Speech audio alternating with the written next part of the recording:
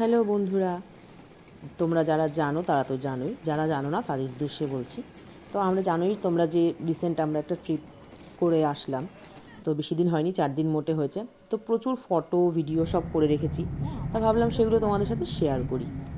তো যাই হোক, আমরা কলকাতা থেকে মানে হাওড়া থেকে ট্রেন ধরে আমরা সোজা চলে গেছি হরিদ্বার। হরিদ্বারে গিয়ে ভোর 6টায় আমরা নেমে গেছি দুন এক্সপ্রেসে করে। তো ওখানে গিয়ে আমাদের গাড়ি বুক করাই ছিল 4 দিনের জন্য। সেই গাড়ি নিয়ে আমরা সোজা চলে গেছি সারিগাঁওয়ের উদ্দেশ্য। তো মাঝে যত ভিউ পয়েন্ট পড়বে সেগুলো দেখাতে দেখাতে নিয়ে যাবে, মানে ট্রিপটা আমাদের সেভাবেই ছিল। এই ট্রিপটা পুরো মানে অনেক দিন ধরে সাজিয়েছে হচ্ছে আমার দিদি আর জামাইবাবু, এদের ছাড়া হতো না। এরা সুন্দর করে সাজিয়েছে, আমরা তো ঘুরে এনজয় করেছি, কিন্তু অনেক দিন আগের থেকে ওরাই এগুলোকে সাজিয়েছে কীভাবে কী করব। তো এত সুন্দর ট্রিপটা হয়েছে যে বলার মতো না। তাই ভাবলাম তোমাদের সাথে শেয়ার করি, তোমরাও এভাবে যেতে পারো। তো যাই হোক, আমাদের গাড়ির যে ভাই সে একটা জায়গায় ব্রেকফাস্ট করার জন্য দাঁড়িয়েছিল। সেখানে আমরা মনের যে যার যা মনের ইচ্ছা সেটা খেয়েছে। কেউ ডিম টোস্ট খেয়েছে, কেউ ম্যাগি খেয়েছে, কেউ ডিম সেদ্ধ খেয়েছি, আলুর পরোটা খেয়েছি, যার যেরকম ইচ্ছা। তারপরে চা খেয়ে আমরা বেরিয়ে পড়েছি আবার।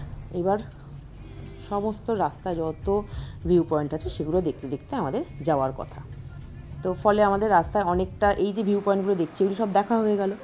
তো সেদিনকে কিন্তু আমরা হরিদ্বারে ছিলাম না, আমরা হরিদ্বার থেকে সোজা চলে গেছি সারিহিতে। আর রাস্তায় সমস্ত ভিউ পয়েন্ট পড়েছে। প্রথমে পড়েছে দেবপ্রয়াগ। তোমরা তো জানোই 3টে নদীর সঙ্গম স্থল ওটা। তো ভীষণ ভালো লেগেছে, খুব সুন্দর। আর পাহাড়ি নদী এভাবে বয়ে যায় যখন না, মনটা ভীষণ ভালো লাগে, ভীষণ সুন্দর, মানে মন ভরে যাওয়ার মতো। তো দেবপ্রয়াগে আমরা একটু ভিডিও করলাম, ছবি টবি তুললাম।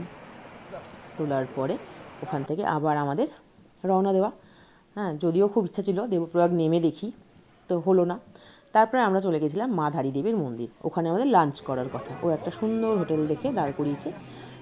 সেখানে আমরা লাঞ্চ করব। তার আগে মা ধারী দেবীর ওখানে পুজো করলাম, প্লাস নিচে হচ্ছে গিয়ে বোটিং করার ছিল, তো আমরা বোটিংটাও করে নিলাম।